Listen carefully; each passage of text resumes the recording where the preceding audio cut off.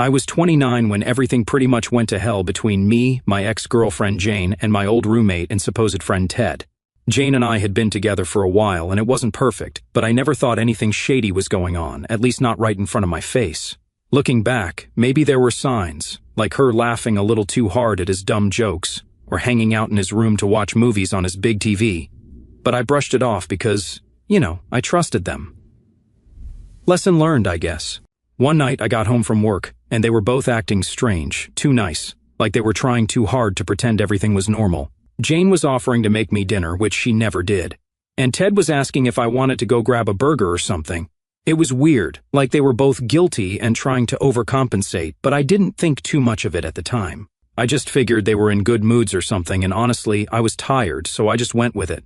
Then, one night, the truth came out in the worst possible way. I was dead asleep when my phone buzzed with a text from a mutual friend Kyle at like 2 in the morning. It was a screenshot of a chat where Jane was talking to one of her friends about how she and Ted had been hooking up for months. Months. My head was spinning. I wanted to believe it was some twisted joke, but I knew Kyle wouldn't lie about something like that. He just said, "Dude, I thought you should know," and that was it. I remember just staring at the screen, feeling sick. My hands were shaking, and it was like every happy moment I'd had with Jane and every late-night hangout with Ted just dissolved. I mean, this was the girl I was planning to propose to, and my friend who I'd let crash with us so he could get back on his feet. I felt like an idiot. After a few minutes, I decided to confront them. I stormed out of my room and went straight to Ted's door. I didn't even knock, I just threw it open, and there they were, sitting together on his bed, acting like two guilty kids caught with their hands in the cookie jar. The look on their faces told me everything. Jane stuttered some nonsense about how she wanted to tell me and that it had just happened. Just happened, like I was supposed to believe that kind of garbage. I felt like everything was in slow motion. There was yelling. I don't even remember half of what I said, just that I was furious. Ted tried to act tough, telling me it wasn't a big deal because, according to him, Jane and I weren't working out anyway. Jane just sat there, looking like she was about to cry, but honestly, I didn't care. She had months to talk to me if she was that unhappy, months to end things instead of doing whatever it was they were doing. When things started calming down, well, as much as they could calm down in that situation, I told them both to get out. I didn't care where they went, I just wanted them out of my sight. Ted tried to talk to me, saying he didn't mean for things to get this far, like that somehow made it better. Meanwhile, Jane just kept saying she never wanted it to happen this way. It was all excuses, all things they thought would make me feel better, I guess, but nothing they said could fix it.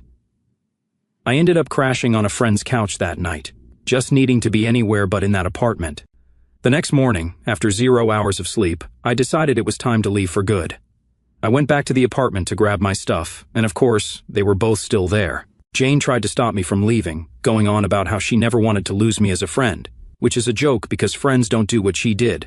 I threw whatever I could into bags and boxes, not even bothering to pack things neatly. I just wanted out. Ted stood in the corner, avoiding eye contact like the coward he is. Finally, I was done, and I told them both that I wanted nothing to do with them ever again. Jane looked like she wanted to say something, but I didn't stick around to hear it. I just left and didn't look back. After that, I was done with them, done with the whole scene. I didn't tell our mutual friends what happened because, honestly, I figured they'd find out soon enough. But here's the part that really stung. They didn't care. A few people reached out to say they were sorry for the drama, but when it came down to it, they chose to stay friends with Jane and Ted. I didn't know whether to laugh or be pissed, but it just confirmed what I needed to do. I cut them all off, every last one. I went back to my home state, changed my number, got rid of all my social media, and basically disappeared from that entire friend group. It felt brutal at first, like I was leaving behind everything I knew, but honestly, I knew I had to do it. I was never going to move on if I kept holding on to those people who didn't have my back. So I let go of all of it, and I never looked back, not once. It was hard, especially at first. There were days when I felt like maybe I was being too harsh or letting my anger control me. But every time I'd even think about reaching out, do you remember that night and how they both looked at me like I was the one out of place, like I was ruining some love story they cooked up in their heads? I mean, really, I wasn't the one sneaking around and lying to people's faces. Life wasn't perfect right after that. I went through a rough patch, trying to rebuild things on my own, but slowly, I found new friends, got my career on track, and started moving up bit by bit. I built a life I could be proud of, and eventually I met Ashley. She's everything Jane wasn't. Honest, loyal, and actually respectful of the people in her life. She knew about my past and was cool with how things were. She respected that I'd left all that behind me and never tried to dig it back up. And with her, I actually started to feel happy again. So here I was, years after the fact, engaged to the most amazing woman I could imagine and miles away from the drama. I thought I was free and clear, that I'd put all that baggage behind me for good. But as it turns out, I was wrong. Jane and Ted weren't finished with me just yet. Alright, so I'm finally in a good place, right? After everything that happened with Jane and Ted, I put that mess behind me, cut off all ties, and moved on with my life. I was happily engaged to Ashley and honestly thought I'd close that chapter for good. But it turns out that wasn't going to be the case. It all started with one simple post. I'm not a huge social media guy, but I figured, hey, why not share some good news? So I posted a picture of me and Ashley with a simple caption about our engagement. Just a quick shot of us looking happy, nothing too flashy. I figured it would get a few likes from family and the handful of friends I still keep in touch with. But that's it. Little did I know that post was the spark that would drag all that old drama right back into my life. A couple of days after I posted, I got a random message notification. I glanced at my phone, and there it was, a message from Jane. I almost dropped my phone. After years of dead silence, out of nowhere, she decides to pop back up. I didn't even open it, I just stared at her name, and all those old feelings came rushing back, the anger, the betrayal, everything. My gut reaction was just to delete it, but I sat there for a second, trying to figure out why on earth she'd reach out now. I hadn't thought about her in ages, and I was happy with Ashley, so I didn't need any closure or whatever. I wasn't interested in hearing her side, her excuses, nothing. I'd made my peace a long time ago, so without opening the message, I blocked her. Problem solved, right? Or so I thought. I told Ashley about it that night. I didn't want any secrets between us, especially with something that felt like a weird blast from the past. She just laughed it off and said I did the right thing. Just in case, she blocked Jane too. We both figured that would be the end of it. Jane got her closure or whatever and could move on too. But then the fake profiles started popping up. At first I didn't notice because, like I said, I'm not big on social media, but Ashley was getting weird friend requests from random accounts with 0 posts and some generic profile picture. She's smart though, so she didn't accept any of them. After a few, she started suspecting it might be Jane, and I couldn't help but agree. Who else would be that persistent? It was honestly just annoying more than anything. I hadn't thought about Jane in so long, and now here she was, playing games and trying to get my attention like we were still in high school. Eventually, I just decided to delete my social media entirely. No point keeping it around if it was just going to be used as a way for her to poke at me. I figured if I wasn't online, she'd have no choice but to drop it. Before I deleted my account, I sent a quick message from one of her fake profiles that had finally messaged me directly. I told her to leave me alone and that I wanted nothing to do with her. I didn't even give her time to respond. I hit send and blocked her right after. Then I wiped the whole account. Finally done, right? I figured she'd get the hint and move on with her life. But no, not even close. Apparently, when I shut down my accounts, Jane decided to go around me entirely. A couple of days later, my sister Mandy called me up out of the blue. Now, Mandy and I are close, but we don't usually talk every day, so I figured she was just calling to chat or ask about the engagement plans. But she sounded serious, and I could tell something was up. I didn't even get a chance to say hello before she just went, "Oh, hey, I need to talk to you about something weird." I'm thinking, great, what now? She starts telling me how Jane had reached out to her, and not just a casual, "Hey, how's it going?" message. Jane apparently went straight into some bizarre story, claiming I had a son. Yeah, you read that right, a son. At first I laughed. It was ridiculous. I told Mandy she's probably just trying to get attention or something, but Mandy wasn't laughing. She said Jane was serious and sounded pretty desperate. Mandy had even tried to brush her off, but Jane was persistent. She'd sent her pictures of this kid, saying how much he looked like me, talking about how she never wanted to keep this a secret, blah blah blah. I didn't buy it. The way I saw it, this was just Jane's last-ditch effort to get my attention. If this was true, she had years to come forward. If this kid was mine, wouldn't she have tried to contact me about child support or at least told me when she found out she was pregnant? It made no sense to me, and I told Mandy as much. But Mandy said Jane seemed pretty insistent. I could tell Mandy wasn't sure what to believe either, which only made it weirder. The whole thing messed with my head. I tried to brush it off as another one of Jane's lies, but a part of me was stuck on the what if. Like, what if she was actually telling the truth? The timing seemed way too convenient, and I wasn't exactly in the mood to believe anything that came out of her mouth, but the idea of having a kid out there, it's not something you can just ignore. For the next few days, I couldn't focus. I'd be at work, and my mind would wander back to Jane and this supposed son. Ashley noticed I was acting off and kept asking me if I was okay. I didn't want to drag her into the mess, so I just said I was dealing with some work stress, but in reality, my mind was all over the place. The thought of a kid, my kid, possibly being out there, it didn't sit right. Finally, I decided I couldn't just ignore it. I wanted to make sure Jane didn't somehow show up at our door next. I had to put an end to this once and for all, one way or another. So I called up a lawyer. I didn't want to deal with her directly, but I figured a lawyer could send a letter, something official to tell her to back off. I just wanted her out of my life. No more games, no more drama. I was moving forward with Ashley, and I didn't need my past dragging me back. I explained everything to the lawyer, all the messages, the fake profiles, and finally the "and me have a son" message. He listened and nodded, saying he'd take care of it. He said he'd send her a letter asking her to provide proof if she was serious, otherwise to leave me alone. It was a relief to hand it off to someone else. I didn't want to deal with Jane myself, and having a lawyer on it made me feel like this was finally going to be handled. With the lawyer involved, I thought this would finally be over. So I got the lawyer involved, and I felt like a weight was finally off my shoulders.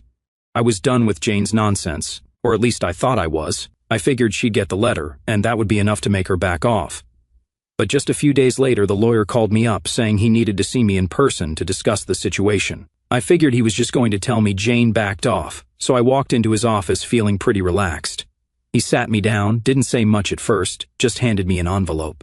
Inside were pictures, several of them, of a little boy. And I don't know how else to say it, but the kid looked exactly like me. It was eerie, like looking at an old picture of myself when I was younger. Same dark hair, same eyes, even a similar smile. I just sat there staring, feeling a mix of anger and confusion. My lawyer explained that Jane sent him these pictures as proof, along with a note explaining the timeline. According to her, she got pregnant not long after I caught her and Ted together, but she and Ted both assumed the baby was his. She claimed they didn't say anything to me because, they thought Ted was the father and just went on with their lives. It wasn't until later, when they tried to have more kids, that they found out Ted was sterile. Apparently, that's when the doubts started creeping in for them. I'll be honest, part of me still thought this was some elaborate ploy. Jane had never exactly been trustworthy and it just seemed too convenient. But the photos, they were hard to argue with. The kid had features that were just mine. Still, I wasn't going to take her word for it without real proof, so I told my lawyer to get a DNA test arranged. I needed something concrete before I even started to process what was happening. Waiting for those results was brutal. Every day felt like a week, and I could barely focus on anything else. I told Ashley what was going on because I didn't want to keep her in the dark, and she was supportive, but I could tell she was worried. This wasn't just some random drama. If this kid was mine, it was going to change everything. She stuck by me, though, reassuring me that whatever happened, we'd handle it together. After what felt like forever, the results finally came in. My lawyer called me and said, "It's a match." I didn't know what to feel. Relief, shock, anger, maybe a mix of all of it. Here I was, just finding out I had a son I'd never known about. A son who'd been raised thinking Ted was his father, who had no idea who I was. It's one thing to find out you're dad, it's another to realize you've missed the first 5 years of your kid's life because someone kept it from you. My head was spinning. I tried to wrap my mind around the fact that this little boy was mine, that I had a son. But then, almost immediately, my thoughts went to Ted. How had he gone along with all this, raising my kid as his own while knowing there was a chance it wasn't his? And Jane, she'd had years to come clean, years to at least give me a heads up, but instead, she kept it buried, only coming forward now that she saw I was doing well. It was impossible not to feel used, like she'd only reached out because suddenly my life looked good on paper. It wasn't about me, and it definitely wasn't about the kid. She just saw an opportunity and decided to jump on it. That realization was like a punch to the gut, and it only fueled my anger. But at the same time, I had to think about my son, about what this meant for him. He didn't ask to be brought into this mess, and I wasn't going to abandon him just because his mom and dad had lied to me. I told my lawyer to get in touch with Jane and Ted and tell them that yes, I would be involved in my son's life. I wanted visitation rights and I was more than willing to pay child support. I wasn't going to let them dictate terms anymore, especially after everything they'd hidden. But as soon as my lawyer mentioned visitation, Ted lost it. From what my lawyer told me, Ted insisted he was the kid's real dad and didn't want me around his son. Talk about audacity. The guy cheats with my girlfriend, raises my son without saying a word to me, and now wants to pretend I don't exist. I was fuming. I told my lawyer to tell Ted that if I'm paying child support, I'm not just some random check in the mail. I was going to be a part of my son's life, whether he liked it or not. Of course, Jane jumped in, trying to smooth things over. She suggested we could work something out where I'd pay, but maybe visitation could be discreet to avoid confusing the kid. I wasn't having it. If they wanted money, they'd better be prepared to let me be there as his father, plain and simple. And if they refused, I'd start a savings account for my son and let him access it when he turned 18. But I wasn't going to play along with whatever twisted setup they had in mind. The whole situation felt surreal. Here I was, ready to be a dad, something I never thought I'd have to think about so soon, and all I got was pushback. I couldn't understand their logic. They wanted my money but didn't want me involved. It felt like they were trying to pick and choose the parts of me they wanted in their lives, as if I was just some wallet they could call up when it suited them. I wasn't about to stand for it. I decided to push harder. I told my lawyer to make it clear that if I was going to pay child support, I'd pursue full visitation rights, or whatever rights I was entitled to as his biological father. I wasn't going to let them turn me into some background character in my son's life. And if they didn't agree, then they'd get nothing from me financially. I'd rather save up for my son's future than let them control this situation. Jane and Ted threw every guilt trip in the book, calling me selfish and saying I was just trying to ruin their family. It's honestly ridiculous coming from the two people who hid a whole kid from me. Selfish? If anything, they were the selfish ones, pretending they were this picture-perfect family while knowing the truth the whole time. So, here I am, ready to fight for my son. I don't know how this will play out, but I know one thing. I'm not letting them push me out of his life. They may have kept him from me for 5 years, but I'll be damned if I let them keep him from me any longer. After telling my lawyer I was in for the long haul, we got serious about what I could actually do here. I mean, legally it's not as straightforward as you'd think. Jane and Ted had a head start, 5 whole years, and because Ted was on the birth certificate, he was considered the legal dad. My lawyer explained that in situations like this, even though I'm the biological father, it's not a simple matter to just step in and get full rights. It was going to take time, money, and, well, a lot of patience. And patience is not exactly my strong suit. Jane and Ted didn't make it easy either. My lawyer reached out to set up a meeting to discuss visitation, but Ted refused to even sit down. He sent a long, dramatic email about how he's the only dad my son has ever known, and he didn't want to disrupt the kid's life by letting me into it. He actually used the word disrupt, like my son was some project he was working on and didn't want me to mess up. This guy. Meanwhile, Jane kept trying to negotiate some sort of weird middle ground. She suggested I could visit my son, but only if it was on her terms. She wanted me to agree to see him maybe once every few months, preferably with Ted not around. Apparently, the idea was to keep things low-key so the kid wouldn't feel confused about who his dad was. But here's the thing, I am his dad, biologically and morally. I wasn't going to let them just shove me into some hidden side role in my own kid's life. I told my lawyer that their terms were unacceptable. Either they let me into his life as his father, or I wasn't going to give them a dime. They couldn't have it both ways, no matter how much they tried to make it sound reasonable. And, predictably, they flipped out. Jane was suddenly sending emails filled with guilt trips, stuff about how I was hurting my son by refusing to contribute financially. Ted, on the other hand, was going full territorial, sending messages saying I was only around because I didn't want my past mistake to haunt me. Mistake? My son wasn't a mistake. If anything, the only mistake here was trusting either of them in the first place. So, my lawyer went back and forth with them for weeks. At this point, the emails were a mix of attempts to shame me, guilt me, and persuade me to just give up. But every time, I'd sit there and think about my son. He didn't know me yet, but I wanted to make sure that when he was old enough, he'd know I fought to be in his life.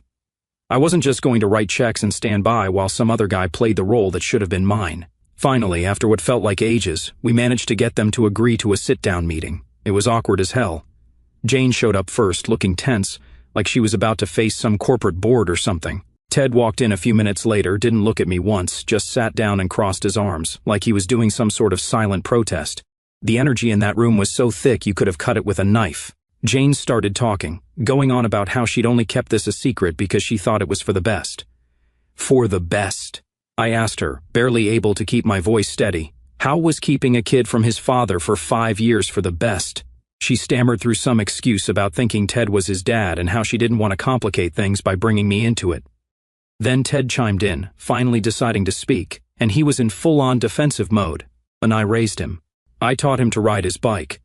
I've been there for every scraped knee, every school project, he said, like I was some intruder trying to steal his kid. The thing is, I get it. He's been there, he's done the dad stuff, but that doesn't change the fact that I'm the biological father, and I deserve the chance to be there too. We argued for hours, back and forth, until it felt like we were just repeating ourselves. They kept circling back to the idea of what's best for him, But what they really meant wasn't what's best for us. They wanted me in the background, out of sight, just the bank account they could tap into whenever they wanted. They kept throwing in lines like, well, we don't want to confuse him, but the kid's 5 years old. He's going to get curious about me eventually. How long did they plan on keeping this up?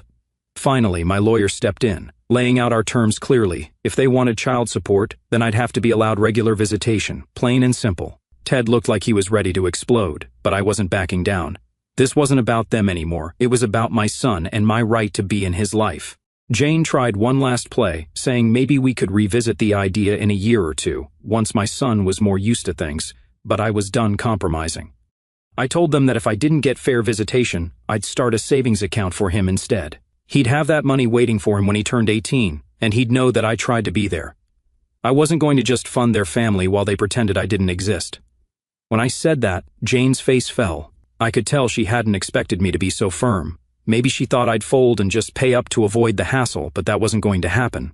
I wasn't going to be some distant ghost in my son's life just because it was more convenient for them. I wanted him to know me, to know that I was there and that I cared enough to fight for him. The meeting ended with no real resolution, and it was frustrating, to say the least, but I left feeling like I'd made my stance clear. They knew I wasn't just going to disappear into the background, no matter how much they wanted that, and if they wanted my financial support, they were going to have to give a little too. As I walked out of that room, I felt this mix of anger and sadness. Anger because of everything they put me through, and sadness because, in a twisted way, Ted was right. He'd been there for those years that I couldn't be, and nothing I did would change that.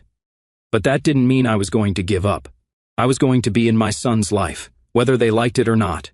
Walking out of that tense meeting, I felt drained but determined. It was clear by then that Jane and Ted would make this as difficult as possible, but I knew I couldn't just walk away from my son. The stakes were too high, and I wasn't about to let them decide my involvement on their terms. But honestly, the frustration was eating at me. It felt like every step forward got blocked by their stubbornness. A couple of weeks went by and things went mostly quiet. My lawyer and I were still working on getting visitation rights officially lined up, and I was prepared to go to court if that's what it took. I didn't care about the hassle anymore. I just wanted to be there for my son. But then Jane tried another tactic, a message, this time without any legal stuff involved. She sent it directly to me, bypassing my lawyer, which caught me off guard. It was like she was trying to appeal to me personally, hoping to find some common ground or maybe convince me to change my stance.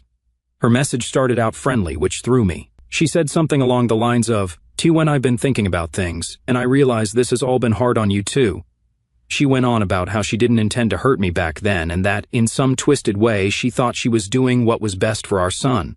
She added that Ted was still having a hard time accepting the situation and felt threatened by me suddenly being in the picture. I'll admit, part of me wondered if she was genuinely trying to make things right, but the other part of me knew better. It wasn't like she suddenly developed a conscience overnight. She'd hidden my son from me for years, let Ted play dad, and only came clean when it was convenient for her. Her message felt more like another angle she was working than an actual apology. Still, I kept reading, wanting to see where she was going with it. Then she dropped what I think was her real point.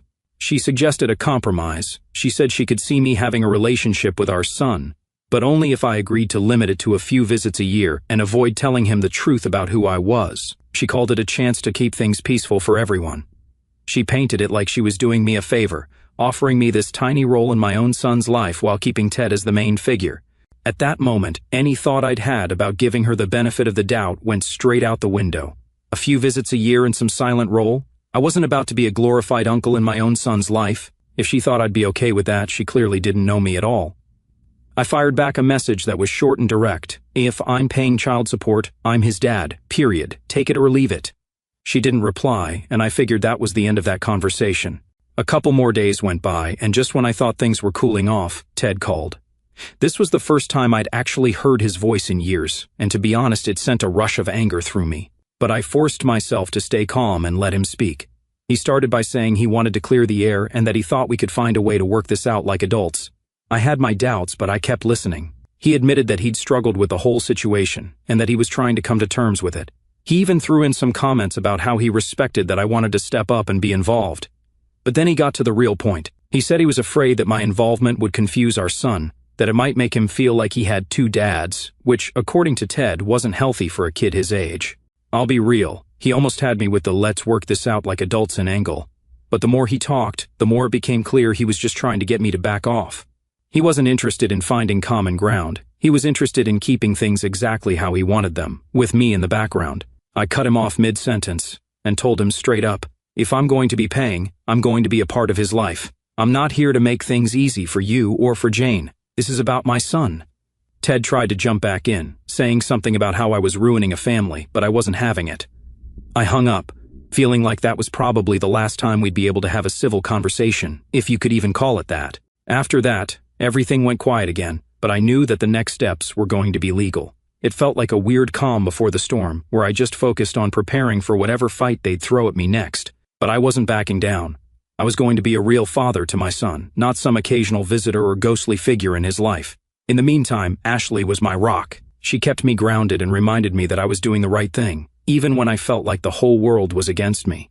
She was there through every update, every frustrating conversation, every new tactic Jane and Ted tried. I couldn't have gotten through it without her. One night, as we were talking about the future, Ashley said something that really stuck with me. She said, "Your son deserves to know the real you, and he'll thank you one day for fighting to be there." It was exactly what I needed to hear. This wasn't about revenge or getting back at Jane and Ted. It was about my son and making sure he knew that his real dad cared enough to stand up for him. So, here I am, still fighting, still waiting for the legal process to play out. I don't know how long it'll take or what obstacles they'll throw at me next. But I know I'm not going to stop. One day, my son will know the truth, and he'll know that I did everything I could to be in his life. It's been a rough journey, but I wouldn't change a thing because at the end of the day, he's worth it. Last update, after months of back and forths, court dates, and more frustration than I can even put into words, we finally reached a settlement. I'd get regular visitation rights, scheduled times where I could be with my son, without Jane and Ted's rules hanging over my head. It wasn't the perfect outcome I wanted. I wanted to be his dad in every way, but given the circumstances, it was something. The first visit felt surreal. I remember standing outside the park where we'd agreed to meet, my heart pounding like I was meeting him for the first time, and in a way, I was. When he ran over to me, there was this moment where it felt like everything just clicked. I saw myself in him, the same curious look, the same wild energy. I don't think I stopped smiling the entire time. We played, talked, and laughed, and he showed me all the things he loved, just like any regular kid. And for that hour or two, it felt like I was a part of his life, like I was his dad. It's not easy. I still have to see Jane and Ted, still deal with the boundaries they put up, and sometimes I leave feeling like I've barely scratched the surface of knowing him. But each visit, I feel like he's opening up to me a little more. I'm not just some stranger anymore. I'm his dad, and he knows it, even if he doesn't fully understand it yet. And as for Jane and Ted, they're doing their own thing. I think they're finally starting to accept that I'm not going anywhere, that I'm a permanent part of this kid's life, whether they like it or not. They don't have to like it, but they respect it, and that's good enough for now. Ashley's been my rock through all of this. She's gotten to know my son too, and seeing her with him has only made me more certain that she's the one. We're planning our wedding, and while I can't be the dad to him full-time yet, I've got this dream of one day having him there by my side, maybe as my best man when he's older, standing next to me as a real part of my family. It's not a fairy tale ending. I won't ever get those first 5 years back, but every visit, every laugh, every time he calls me a dad, even in his own little way, it makes the whole fight worth it. And maybe one day, when he's old enough, I'll tell him the whole story. Not to make him pick sides, but so he knows that from the very start I fought to be there, and I'll keep showing up for as long as he'll have me.